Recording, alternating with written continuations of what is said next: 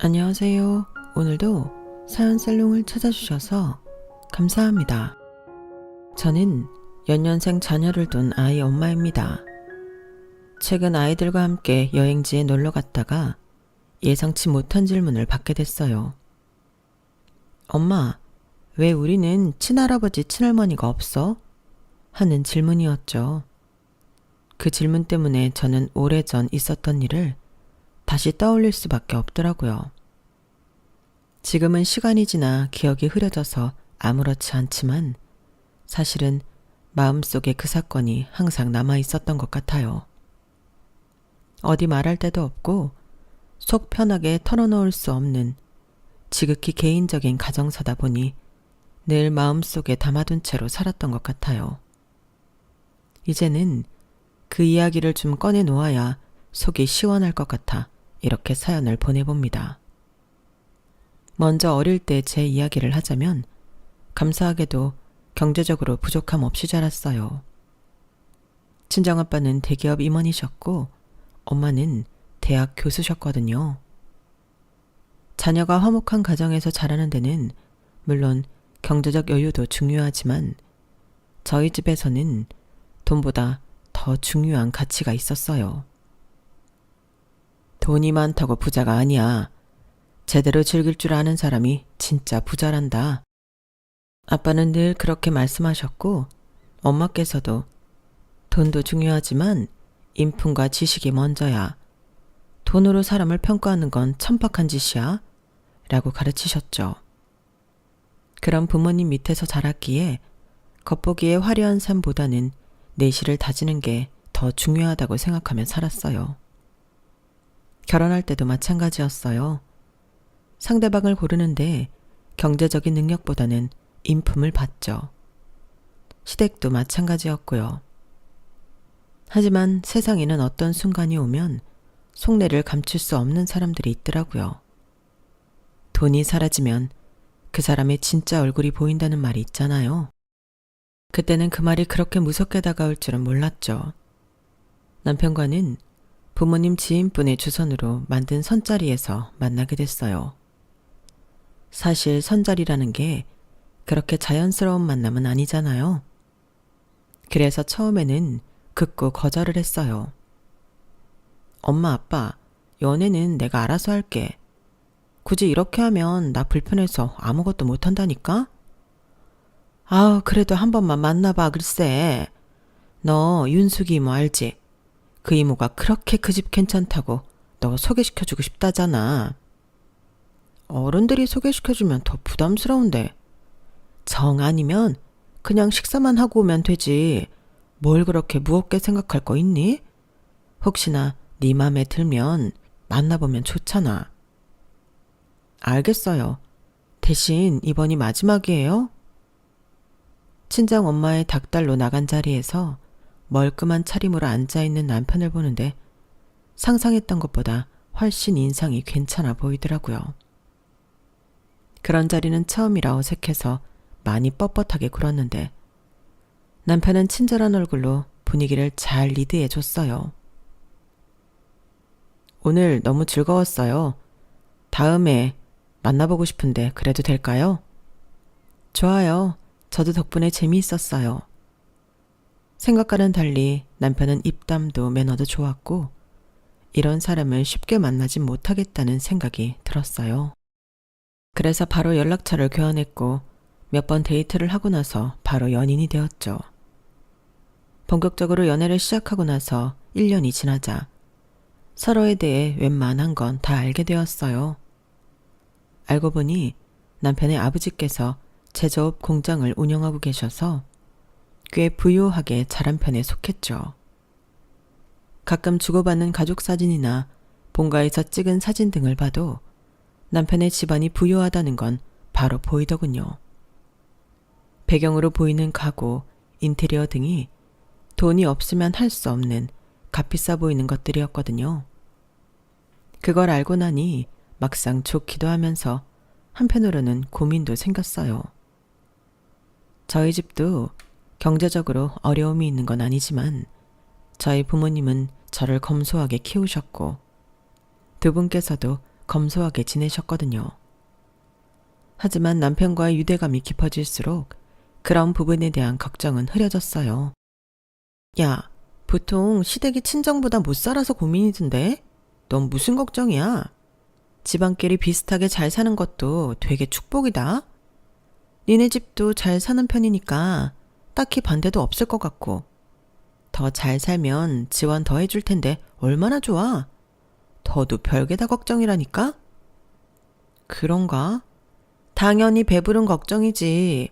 그리고 어차피 결혼하면 더한 일도 많은데 나중에 생각해보면 집안 차이는 감사하다는 생각만 들걸? 친구에게 털어놓으니 그 말도 일리가 있더라고요. 원래 결혼이라는 게 두 집안이 합쳐지는 거니까 이 정도 차이쯤은 괜찮겠지 생각하고 말아버렸죠.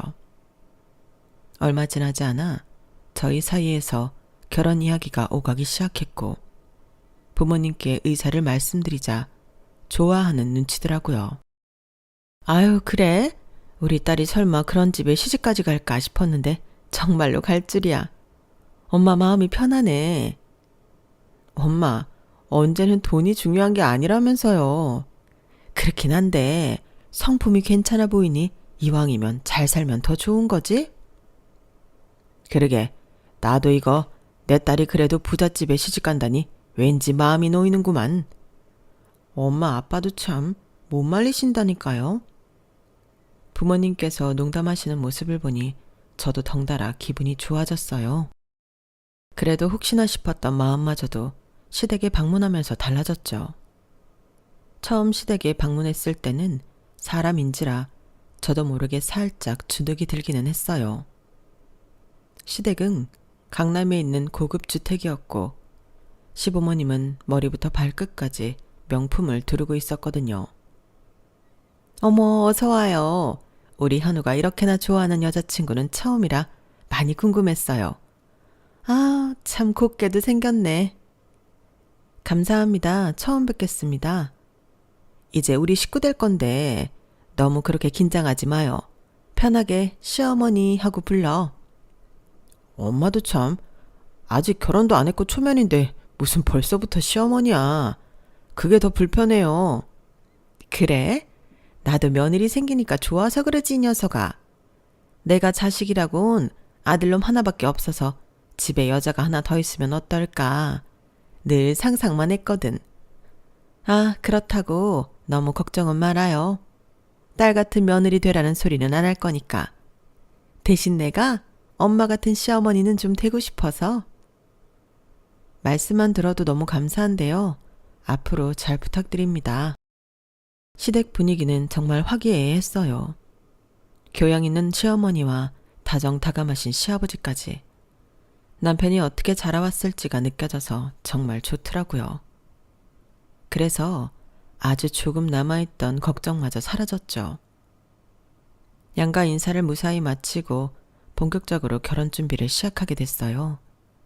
그런데 며칠 후 시어머니께서 전화가 오시더군요. 며느라, 내가 소개해주고 싶은 사람들이 있는데 혹시 내일 저녁에 시간 괜찮니? 내일 저녁이요? 괜찮을 것 같아요. 그런데 어떤 분들이세요? 나랑 친하게 지내는 사모님들 모임인데 우리 며느리 너무 잘 들어왔다고 자랑하니까 다들 궁금해하셔. 여기도 가족 같은 사람들이니까 너무 신경 안 써도 돼. 어머님은 신경 안 써도 된다고 하셨지만 어떻게 그럴 수가 있겠어요. 순간적으로 긴장감이 확 몰려왔지만 이미 시간이 된다고 해버려서 거절을 하지 못하겠더라고요. 그래서 우선은 약속을 잡았어요. 결혼 전이니 딱 한 번만 나가야겠다 싶더라고요. 어머님, 저 왔어요. 어머나, 정순 씨 며느리구나. 참 참하게도 생겼네. 현우가 왜 그렇게 좋아했는지 알겠네. 그러게, 우리 나이 되면 얼굴만 봐도 어떤 사람인지 딱 알지. 착하네, 착해. 그치? 집안에 여자 잘 들어오는 게 그렇게 중요한데 우리 집은 앞으로도 더 잘 될 건가 봐. 사돈 두 분도 배울 만큼 배우신 분들이라 그런가 예의도 바르고 이뻐 죽겠어. 우리 집은 며느리가 아주 복덩이야, 복덩이. 우리 아들도 저런 며느리 데리고 왔으면 좋겠는데 좋은 여자 있으면 소개 좀 시켜줘요. 네, 열심히 찾아볼게요. 어머님이 데리고 간 곳은 말 그대로 어느 정도 사는 공장이나 중소기업을 운영하는 분들의 사모님 모임이었어요. 그날 저를 데리고 간 식당도 회원제를 받는 고급 레스토랑이었죠. 어머님이 아니었으면 평생 구경도 못 해봤을 식당이었죠. 엄청난 가격에 화려하고 양 적은 음식들이 식탁을 채우기 시작했어요. 맛은 있었지만 가격을 생각하면 솔직히 아까운 생각이 계속 들더라고요. 제 소개가 끝난 후 사모님들 사이에 오가는 얘기는 오로지 돈뿐이었어요. 어디에 투자하면 돈을 번다더라. 누가 어디서 어떻게 대박이 터져서 돈을 벌었다더라. 돈 버는 얘기에 관한 것뿐이었죠. 다들 명품은 기본으로 두르고 계셨고요. 그런 어머님의 모습을 보면서 뭔가 제가 생각했던 것보다 훨씬 더 대단한 집에 시집을 온 건가? 약간 착각마저 들더라고요. 하지만 남편에게 물으니 남편은 회의적인 태도를 보였어요. 우리 집에 잘 살기는 하지만 그 정도까지는 아니야. 엄마가 버는 만큼 쓰고 싶어 하셔서 그런 거지. 옛날에 아빠 사업 잘 안 될 때는 힘들게 사셨거든. 그래서 옛날로 돌아가기 싫어하셔. 그래도 너무 쓰기만 하시면 안 좋은 거 아니야? 그거야 부모님들 알아서 하시겠지. 그렇긴 하지만 그때만 해도 저도 남편이랑 똑같이 생각했어요. 하지만 어머님께서 저희 결혼식에 개입하기 시작하셨죠. 며느라, 너희 예식장 잡았다면서? 네, 어머님. 내가 지난주에 너네 잡았다던 예식장을 보고 왔는데 그렇게 작은 곳에서 해도 괜찮겠니? 우리 쪽도 하객이 꽤 많은데. 어머님, 하객 수는 저희도 맞춰서 예식장 고른 건데 혹시 더 오실 예정이세요? 그 부분은 제가 잘 몰라서요. 그치, 더 오면 더 올 수 있지. 그리고 무엇보다도 나는 니네가 호텔 예식을 했으면 하거든. 호텔 예식도 생각을 안 해본 건 아닌데 식대도 그렇고 너무 비싸더라고요. 그렇게까지 비싼 곳에서 할 필요는 없을 것 같아서 그냥 예쁜 곳으로 골랐어요. 아무리 잘 꾸며봐야 호텔 예식이랑 비교가 되나. 가보면 다르거든. 결혼식이 실은 부모님 손님이 더 많은 건 너도 잘 알고 있지? 우리 체면도 생각을 좀 해줘야 하거든. 신혼여행은 어디로 갈 생각하고 있니? 발리로 다녀올 것 같아요. 저희 둘 다 여행 스타일이 휴양지를 좋아해서요. 그래? 발리도 좋지만 이왕이면 유럽을 좀 다녀오는 게 낫지 않겠니? 유럽은 둘 다 다녀오기도 했고 결혼식 자체도 돈이 많이 드는데 그만큼 투자할 것도 없고 이왕이면 둘 다 안 가본 곳을 가보고 싶어서 골랐어요. 돈이 문제라면 우리가 지원해 줄게. 자식들 좋은 곳에 신혼여행 보내주는데 그 돈이 아깝겠니? 그렇게까지 안 하셔도 괜찮은데 이미 결혼하는데 지원 많이 해주시고 계시잖아요. 엄마 무슨 소리야. 아직 시작도 안 했다. 니네가 자꾸 니네 힘으로 하려고 하니 우리가 지원해주고 싶어도 해줄 수가 있어야 말이지. 근데 아니나 다를까 너희 둘 힘으로 하려고 하니 우리 집안 체면은 좀 고민하지 않고 준비를 하고 있는 것 같아서. 결혼식이라는 게 부모 행사거든. 그래서 우리 집 입장도 신경을 써주면 좋겠구나. 돈이 걱정이면 얼마든지 지원을 해줄게. 원래 저희 부부는 최대한 부모님께 손 벌리지 않고 결혼 준비를 하기로 계획했었지만 역시 뜻대로 되지 않더라고요. 결국 남편과 저는 상의 끝에 어느 정도 시댁에 맞춰드리기로 했어요. 그래, 그냥 좋은 게 좋은 거다 생각하고 맞춰드려. 지원은 다 해주신다는데 뭐가 걱정이야? 이왕 이렇게 된 거 한 번뿐인 결혼식 성대하게 해버려. 기대된다. 그래도 이게 다 나중에 빚으로 돌아올 것 같아서. 그게 아니더라도 마음의 빚으로 남아있을 것 같고. 네가 너무 착해서 그래. 원래 준다고 할 때 받아야 된다. 그리고 나 같아도 내가 여유 있으면 자식이 최고 좋은 데서 했으면 좋겠다고 생각할 것 같은데 그건 그렇지. 주변에 이야기해봐도 또 스스로 생각해도 나쁠 게 없는 제안이었지만 괜히 찜찜한 마음이 드는 건 어쩔 수 없더라고요. 우리 엄마가 원래 남들한테 보여지는 걸 중요시 생각해서 그래. 신경 쓰지 마. 남편도 별 생각 없이 받아들이는 것 같아서 알아도 남편이 잘 알겠지란 생각에 그만 걱정은 줄이기로 했어요. 그렇게 생각지도 못하게 결혼식은 성대하게 열게 되었고 어머님의 닭달 아닌 닭달에 드레스마저 최고급, 신혼여행마저 최고급으로 하게 됐어요. 인생에서 처음으로 모든 걸 최고급으로 해본 터라 안 좋았다고 하면 거짓말이겠지만 솔직히 말하면 마음속 깊은 곳에 이렇게까지 돈을 써야 하나 싶은 생각이 있었죠. 하지만 주변에서도 부러워하고 부모님도 내심 만족하시는 것 같아 그러려니 받아들이게 됐어요.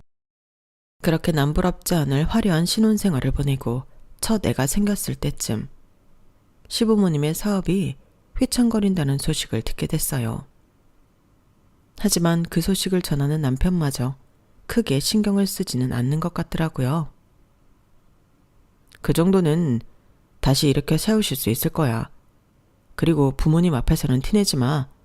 자존심이 센 분들이니까. 알겠어. 근데 진짜 괜찮은 거 맞겠지? 하루 이틀 하시는 일도 아닌데 극복할 방법을 찾으시겠지. 우리가 개입한다고 도와드릴 수 있는 것도 아니고. 남편 말대로 시부모님께서는 제 앞에서는 절대 티를 내지 않으시더라고요.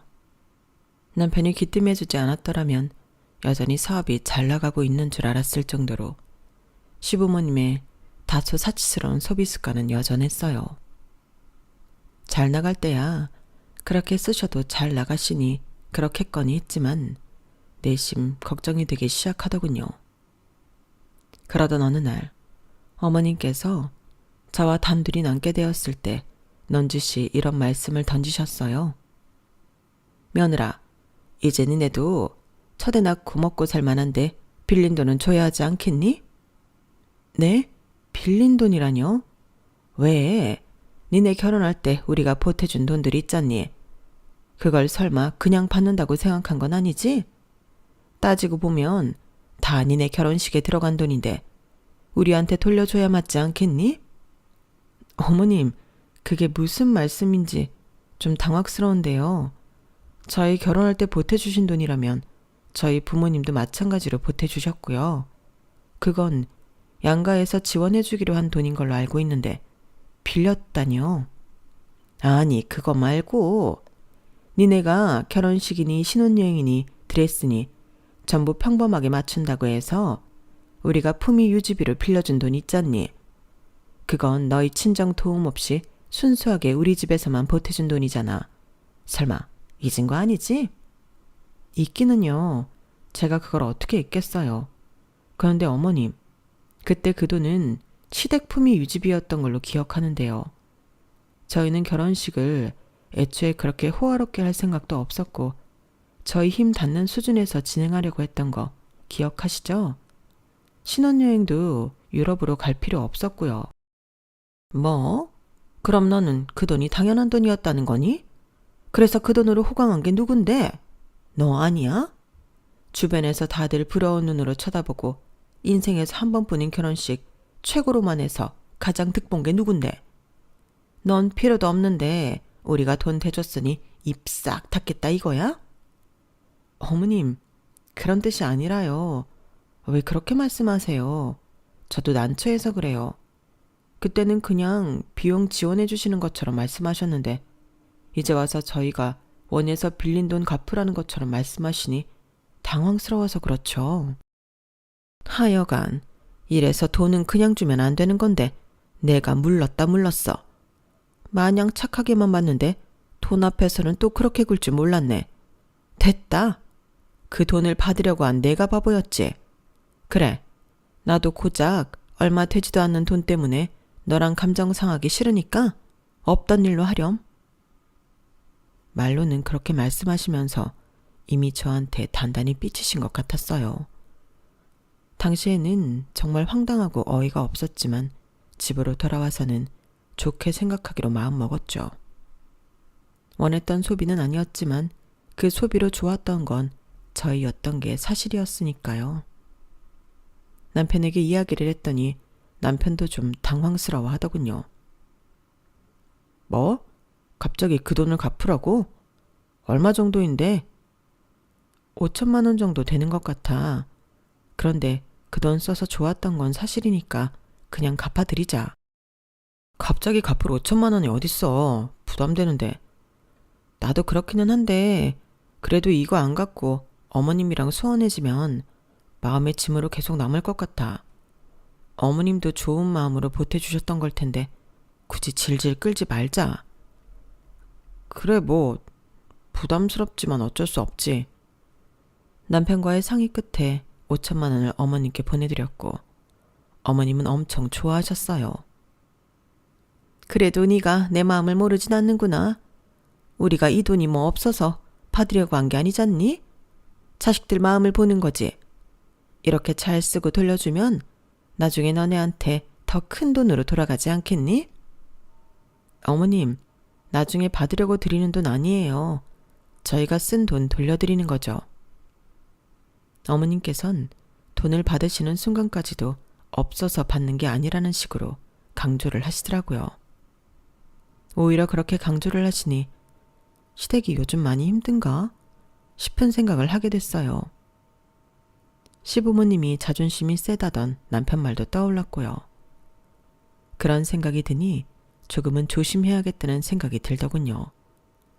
시댁이 어려울 때 도와드릴 순 있지만 그러다가 가정의 평화가 깨진 집을 여러 봐왔으니까요. 저희도 더 이상 부부 둘이서만 잘 산다고 되는 게 아니라 아이까지 케어해야 하는 상황이었고요. 냉정한 생각일 수도 있겠지만 아이를 생각하면 조금은 저희 밥그릇을 잘 챙겨야겠다는 생각이 들었어요. 물론 여유가 있다면 시부모님을 도와드릴 수 있는 데까진 도와드려야겠지만요. 그렇게 홀로 각오를 다지고 있었던 어느 날이었어요. 은행 어플을 조회하던 도중 임시로 소액 묶어두었던 예금 통장이 해지되어 있는 걸 발견했어요. 여보, 뭐야? 예금 통장 해지했어? 여기 있던 돈은 다 어디로 갔어? 아, 그게 내가 500만 원 좀 썼어. 나머지는 내 계좌로 다시 묶어뒀어. 500만 원을 갑자기 어디다 써? 그것도 나한테 한마디 말도 없이? 실은 어머니가 돈을 좀 빌려달라고 하는데 내가 돈이 있어야 말이지. 적금은 좀 그렇고 예금이 그나마 해지하기 부담이 덜 돼서 조금만 빌려드렸어. 아니 그런 일이 있으면 나한테 말을 했어야지. 왜 그런 중요한 일을 나한테 말도 없이 해? 당신한텐 죽어도 알리기 싫다는데 그럼 어떡해. 말했잖아. 엄마 자존심 세다고. 당신한테 말 안 하면 조금밖에 못 빌려드린다 하고 빌려드린 거야. 아니 왜 빌려가신 건데? 요즘 그렇게 어려우시대? 그것도 말씀이 없어. 그냥 금방 갚겠다고만 하고 빌려가셨어. 왜 빌리시는지는 알고 빌려드려야지. 당신도 참. 엄마가 빌려간다는데 어떻게 그래? 가족끼리 어려울 때 좀 도울 수도 있고 그런 거지. 누가 뭐래? 적어도 나한테는 말을 해달라는 거지. 나도 우리 자금 상황을 알고는 있어야 할 거 아니야. 금방 돌려주신다길래 말 안 한 거야. 갚으시면 다시 채워놓으려고 했는데 당신이 일찍 발견한 거고. 그래 알겠어. 다음부터는 이런 일 있으면 꼭 얘기해줘. 시댁에 모르는 척만 하면 되는 거잖아. 내가 모르고 있는 건 말이 안 돼. 알겠어. 내가 생각이 짧았던 것 같아. 미안해 여보. 약간의 말실은 끝에 남편은 본인의 잘못을 인정하고 빠르게 사과해줬어요. 그래서 다행히 싸움은 더 커지지 않고 마무리가 됐죠. 남편의 입장도 아예 이해가 안 되는 건 아니었기에 저도 그쯤에서 더 이상 뭐라고 하진 않았어요. 아무래도 어머님이 어렵다고 하시는데 외면하기도 어렵고 안 빌려드렸을 때 돌아올 비난을 견디기가 힘들기는 했을 테니까요. 하지만 남편에게 한 달 내로 갚겠다고 했던 어머님께서는 서너 달이 지나도 갚을 생각이 없어 보이셨어요. 남편이 물어봐도 곧 갚겠다. 돈 들어오면 갚을 테니까 좀 기다려봐라. 는 말씀만 하실 뿐이었죠. 여보, 미안해. 내가 면목이 없다. 아니야. 그래도 적게 빌려드렸으니까 큰 부담은 안 되네. 그 돈은 못 받는다고 생각하자. 대신 저번에도 말했지만 다음부터는 나한테 미리 말해줘야 해. 그렇게 말하니 남편이 무척 고마워하더라고요. 어머님께서 요구하신 결혼식 비용 때문에 5천만 원을 보내드린 직후라 저희 쪽도 넉넉한 상황은 아니었지만 저도 500만 원 때문에 시댁과 척지고 싶은 생각은 없었거든요. 5천만 원이야 우리가 쓴 돈이라 그렇다 치고 500 정도는 어려울 때 그냥 드릴 수도 있겠다 싶었죠. 그렇게 좋게 생각하며 넘겼는데 더 이상은 좋게 생각할 수 없는 일이 일어나고야 말았죠. 남편에게 긴 출장이 잡혀 아이들을 데리고 본가에서 며칠 지냈는데 친정아빠 통장 정리를 도와드리다가 이상한 걸 보고 만 거예요. 아빠, 이게 뭐예요? 아빠의 통장을 본 순간 제 눈을 의심했어요. 무려 3억이라는 고액의 숫자가 인출이 되어 있었던 거예요. 잘못 봤나 싶어 눈을 씻고 다시 숫자 0을 세어봤지만 개수는 마찬가지였어요. 그게 말이다. 사돈께서 급하게 돈을 좀 빌려달라고 하셔서. 네? 시부모님이요? 사업하는 데 필요한 자금인데 상황이 좀 급한 모양이더구나. 그래도 사돈인데 어떻게 외면할 수가 있겠니? 최대한 금방 돌려주시겠다고 하니 기다려보자. 세상에. 근데 시댁에서 많이 힘든 모양이구나. 너한테는 괜히 걱정 끼칠까 이야기 안 하려고 했는데 들킨 김에 한번 물어나 보자. 저도 잘 모르겠어요. 원체 그런 이야기를 안 하셔서. 그래도 아빠한테까지 연락하셨을 줄은 몰랐는데. 너무 걱정 마라. 아빠가 누구니? 아무리 사돈지간이라지만 돈 문제는 확실하게 해두는 게 서로 좋은 거 나도 안다. 네가 무슨 생각하는지 아는데 차용증도 써놨으니 못 받을 걱정은 안 해도 된다. 아무래도 남편이 빌려드린 500만 원도 못 받고 있으니 3억이라는 금액은 더욱 돌려받지 못할 것 같다는 생각에 불안할 수밖에 없었어요. 그런데 아빠께서 제 생각을 읽으셨는지 금고에서 차용증을 꺼내서 보여주시더군요. 내용을 확인해 보니 다행히 담보도 확실하게 걸려 있더라고요. 봤지? 사돈께서 살고 계신 집 일부도 담보로 설정해 주셨어. 그러니 안 갚을 일은 없을 거다. 와, 아빠 잘하셨어요. 그래도 담보가 확실하니 안심해도 되겠네요. 그래, 아빠가 누구냐? 어려울 때 서로 돕더라도 이런 건 확실하게 해둬야 뒤탈이 없는 거야. 자칫 잘못하면 선의로 베풀었던 일이 악용될 수 있거든. 다행히 확실하게 처리해 두신 덕분에 큰 걱정은 안 되었어요. 하지만 인생은 정말 한치 앞을 알 수 없더군요. 그렇게 든든하셨던 아빠가 갑자기 세상을 떠나실 거라고는 미처 상상하지 못했으니까요. 윤정아, 너희 아빠가... 엄마, 무슨 일이세요? 아빠가 왜요? 추운 겨울날이었어요. 꽁꽁 언 도로 때문에 차가 여럿 미끄러지는 사고가 잦은 날이었는데 아빠께서 귀가하시는 길 사중 추돌 사고에 휘말리셨어요. 소식을 듣고 반쯤 이성을 잃은 채 병원에 도착했지만 아빠께서는 이미 세상을 떠나신 후였어요. 미처 마지막 인사를 나누지도 못한 채 아빠를 떠나보냈다고 생각하니 정말 가슴이 미어지더군요. 혼자 남게 되신 엄마 걱정도 너무 되고 앞으로 어떻게 살아야 할지 방향을 잃어버린 느낌마저 들었어요. 말로 표현할 수 없는 큰 슬픔 속에서 아빠의 장례식이 치러졌어요. 반쯤 정신이 없는 채로 조문객을 맞이하고 있는데 남편이 다가오더군요. 여보, 잠깐 쉬고 있어. 여기는 내가 지킬게. 아니야, 내가 있어야지. 우리 아빠인데. 당신 지금 너무 멍해 보여. 걱정돼서 그러니까 조금 쉬고 있어. 남편의 배려 덕분에 사람들의 시선이 닿지 않는 벽 뒤 구석에서 쉬고 있던 중이었어요. 시댁 식구들이 우르르 나오며 나누는 이야기 소리가 들리더라고요. 아유, 저 양반도 참 아직 젊은 나이에 어찌 저렇게 됐을까? 참 안 됐지. 그래도 참 착한 사람이었는데. 근데 말이야, 사돈한테 빌린 돈은 그럼 어떻게 하지? 어머, 그러게요. 안 갚아도 되려나? 안사돈은 그 돈에 대해 전혀 모르시는 것 같던데? 며느리도 모르는 눈치고 비밀로 해주신다고 했으니까 사돈 돌아가시고 아는 건 우리뿐인 것 같은데? 어머, 세상에 웬일이야? 안 그래도 그 돈 어찌 갚나 엄청 막막했는데 차용증에 갚기로 한 기간이 거의 끝나가잖아요. 그러게, 이게 참 죄송한 일이지만 우리한테는 너무 잘된 일이네. 그 돈만 안 갚아도 충분히 여유가 생긴다니까. 그래요, 그래. 우리만 입 싹 닫고 있으면 되지. 나중에 사업 다시 잘 되면 애들한테 차나 한 대 사주면 되겠네. 걔가 좋은 생각이네.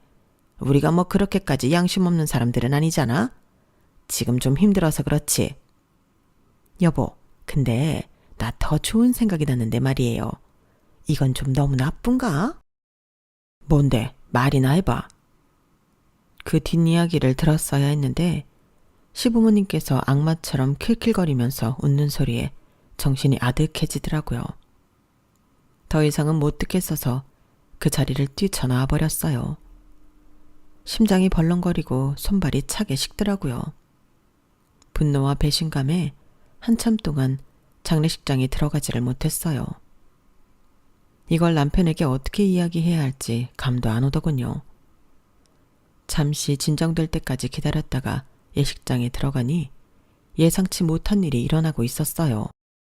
부의금 가지고 오신 분 그쪽 칸에 넣지 말고 이쪽으로 주세요. 엄마, 아빠, 지금 뭐 하시는 거예요? 부의금 함에 넣어야죠. 넌 모르는 그런 게 있다. 그게 뭔데요? 말씀을 해주셔야죠. 집사람 보면 어쩌려고 이러세요?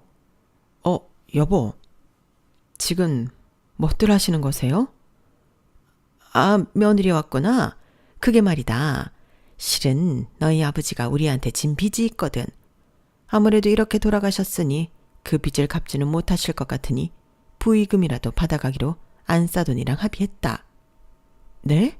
뭐라고요? 저기 부의금 함에 넣지 말고 그냥 나한테 달라니까. 이쪽 사돈이 우리 집에 진 빚이 있어서 그래요.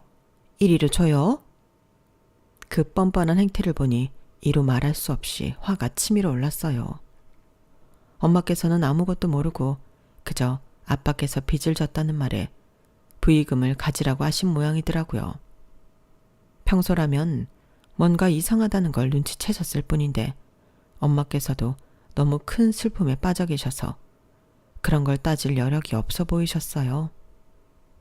부의금을 뺏는 것도 뺏는 거지만 양심도 없이 아빠의 장례식장에서 생전 안 하셨던 일로 아빠를 욕보이게 하는 모습은 도저히 참을 수 없었어요. 생각해보니 친정에서 아빠가 시댁에 돈을 빌려줬다는 사실을 알게 된 날 받아온 차용증이 가방 안에 아직 있겠더라고요. 가방을 잘 바꿔 들고 다니지 않는 데다 차용증을 본 게 불과 한 달도 안 된 일이었거든요. 그래서 부랴부랴 가방을 뒤졌더니 다행히 차용증이 있었어요. 누가 누구한테 돈을 빌려요? 어머님, 아버님, 정말 양심 있으세요? 그게 무슨 말이냐? 네가 어른들끼리 한 거래에 대해 뭘 알겠냐? 우리가 그렇다면 그런 줄 알지. 그럼 우리가 없는 소리를 지어내기라도 했다는 거야? 네, 아주 뻔뻔하게 없는 소리를 잘도 지어내시는데요. 우리 아빠가 두 분께 빚을 졌다고요? 그 반대겠죠. 뭐? 사람을 뭘로 보고 우리가 빚을 져놓고 이런 짓을 하겠어? 사람을 얼마나 파렴치 안으로 보면 그런 소리를 하는 거야. 며느리 너 아무리 부의금 뺏기기 싫어도 그렇지 어떻게 우리한테 이렇게까지 뒤집어 씌우냐? 저도 두 분이 이렇게까지 파렴치한이길 바라지 않았어요. 정말 어떻게 이러세요? 두 눈 똑바로 뜨고 보세요. 이 차용증이요. 누가 누구한테 돈을 빌렸는지. 이래도 기억이 안 나시면 기억력에 문제가 있으신 거죠. 너무 화가 나서 차용증을 던져버리자 두 분의 얼굴이 새파랗게 질렸어요. 시부모님께 부의금을 건네던 사람들도 우르르 몰려와 차용증 내용을 확인했어요. 시부모님 얼굴이 하얗게 질렸고 사람들도 웅성대기 시작했어요. 뭐야? 진짜 본인들이 빌려놓고 부의금을 가로채려고 한 거야? 어떻게 사돈이 돌아가셨는데 이런 짓을 해? 처음 받을 게 두렵지도 않나? 아니 네가 이걸 어떻게 어디서 났어? 어디서 가지고 왔어? 시부모님께서 손을 덜덜 떨며 차용증을 떨어뜨리셨어요. 그걸 주워서 다시 가방에 넣자 어떤 나이 중후하신 분께서 다가오시더군요. 그분을 보자 두 분의 얼굴이 더 새파랗게 질렸어요. 대표님! 김 대표, 이게 사실인가? 자네 말만 믿고 부의금도 자네한테 줬는데 이리 내놓게. 어떻게 어려울 때 도와준 사람에게 이렇게 할 수가 있나? 정말 인간적으로 실망스럽네. 이런 짓까지 할 정도로 재정 상황이 심각한 줄도 몰랐고. 우리 거래는 없던 일로 하지. 잠시만요. 오해십니다, 대표님. 잠깐 제 말씀 좀 들어보시지요. 네? 장례식장에는 친정 손님뿐 아니라 시댁 손님들도 꽤 있었던 모양이었어요. 그 중에서도 점잖지만 크게 화를 내고 가신 분은 알고 보니 시부모님 사업의 주 거래처 대표라고 하시더군요. 그 외에도 몇몇 거래처 직원들을 통해 시부모님의 소문은 순식간에 퍼져나간 모양이었어요. 안 그래도 재정이 좋지 못하던 시부모님의 사업이 휘청거린다는 소문이 들려오더군요. 하지만 그런다고 저희 아빠에게 한 짓을 용서할 순 없었어요. 당신도 처신 똑바로 해. 난 아무리 당신 부모님이라지만 우리 아빠께 그런 짓까지 하신 부모님을 절대 용서할 수 없어. 당신은 어떻게 할 생각이야? 솔직히 나도 우리 부모님이라 등지고 싶은 생각은 없지만 이번 장례식 일은 너무했어. 장인어른께서 빌려주신 돈으로 급한 일도 해결하셨던 모양이던데 내가 당신 상황이어도 용서 못했을 거야. 난 어떻게든 시부모님이 우리 아빠한테 빌려가신 돈 돌려받을 거야. 차용증도 있으니 못할 것도 없지. 그래, 빌린 돈은 갚는 게 맞지. 그렇게 하자. 남편이 마음 아파하는 걸 보며 저도 마음이 좋지만은 않았지만 그날 이후 시부모님에 대한 악몽을 꾸고 아빠께서 우는 모습이 꿈에 나올 정도였기에 끝까지 해결을 봐야겠다 싶었어요. 제가 마음고생을 하는 걸 내내 지켜본 남편도 동의를 했죠. 그래서 장례식이 정리되고 마음 추스르는 대로 법적인 절차에 들어갔어요. 변호사를 선임하고 담보권을 실행했어요. 시댁에서는 난리가 났죠. 아니, 우리가 사업 잘 풀리면 3억 정도는 금방 갚는다니까. 가족끼리 추하게 이게 뭐 하는 짓이니? 조금만 믿고 기다려주면 안 되겠니? 저희 아빠께서 이미 충분히 기다려주신 것 같은데요. 갚기로 한 약속 기한도 지났고요. 그래, 우리가 그날 일은 잘못했다. 근데 있잖니, 너도 살아보면 알겠지만 우리처럼 큰 돈 만지면서 일하는 사람들은 그렇게 돈 때문에 순간 눈 뒤집혀지는 일이 많아. 정말 미안하고 용서 못 받을 짓인 건 알지만 한 번만 이해해주면 안 되겠니? 전 그날 두 분 대화하시는 것까지 다 들었어요. 그래요. 눈 뒤집혀서 아빠 돌아가시니까 아빠 돈 안 갚아도 되는 거 아니냐고 좋아하신 것까진 이해해 볼게요. 그런데 두 분은 선을 넘으셔도 너무 넘으셨어요. 저희 아빠 장례식에서 아빠를 욕보이시면서 부의금까지 가로채려고 하셨잖아요. 이 모든 걸 어떻게 제가 조금이라도 용서할 수 있겠어요? 용서해달라는 말을 어떻게 그렇게 뻔뻔하게 잘하세요? 그제서야 두 분께서는 꿀먹은 벙어리처럼 입을 다무시더군요. 법적 절차는 신속하게 진행되었고 시부모님이 살고 계시는 집에 근저당권을 설정해버린 탓에 집을 처분하지 않으면 안 되는 상황이 왔어요. 시댁에서는 장례식장 일로 업계의 소문이나 거래도 많이 끊겨 더 어려워진 상황이었고 근저당권 때문에 추가 대출도 힘든 모양이었어요. 결국 집을 내놨지만 한참 집값이 떨어지던 시기에 집을 내놔서 제 값에 팔지도 못한 채로 저희에게 3억을 갖게 되셨어요. 하지만 그때까지만 해도 그렇게 큰 걱정은 없으셨을 거예요. 살고 계셨던 집이 워낙 비싼 값이었고 사업만 잘 됐으면 다시 일어설 기회는 얼마든지 있었겠죠. 하지만 문제는 업계에서 완전히 신뢰를 잃었다는 게 문제였어요. 얘야, 내가 참 면목이 없지만 돈 한 번만 더 빌려주면 안 되겠니? 어머님, 뭐라고요? 지금 저한테 돈 빌려달라고 하신 거예요? 진심이세요? 얘기를 좀 들어보렴. 예전에 내가 너도 데리고 갔던 사모님 모임 기억나지? 내가 거기서 어떤 펀드를 추천받았는데 그게 사기였지 뭐니. 지금처럼 힘든 시기에 돈을 날려도 너무 많이 날렸다. 이거 들키면 네 시아버지한테 나 정말 끝난다. 어? 사람 목숨 한번 살리는 셈 치고 도와주면 정말로 은혜 안 잊을게. 저희 아빠 돌아가셨을 때는 돈 안 갚아도 된다고 좋아하셨던 것 같은데 제가 어머님을 살려드려야 할 이유는 없는 것 같은데요. 그렇게 말하니 어머님께서도 할 말을 잃으시더군요. 어머님께서 날리신 돈과 거래가 끊긴 후 도저히 버틸 수 없으셨는지 두 분께서는 제게 3억을 갚으며 이사했던 집보다 더 작은 집으로 이사를 가게 되셨어요. 그렇게 떵떵거리며 사시던 분이 좁은 집에서 살며 기도 못 펴시는 모습을 보니 참 기분 묘하더군요. 얼마 못 가 시아버지의 사업은 망하셨고 두 분께서는 거의 빈털터리가 되셨어요. 사람의 선의를 돈으로만 보고 죽어도 허세는 못 버리던 두 분께서 결국 스스로 무너진 꼴이었죠. 두 분께서 말 그대로 모든 걸 잃으셨어요. 돈도 잃으셨지만 저희 부모님께서 늘 말씀하셨던 돈보다 중요한 것들을 전부 잃으셨죠. 돈이 아닌 신뢰와 사람을 잃었을 때 진짜 몰락이 시작된다는 걸 똑똑히 지켜보게 됐어요.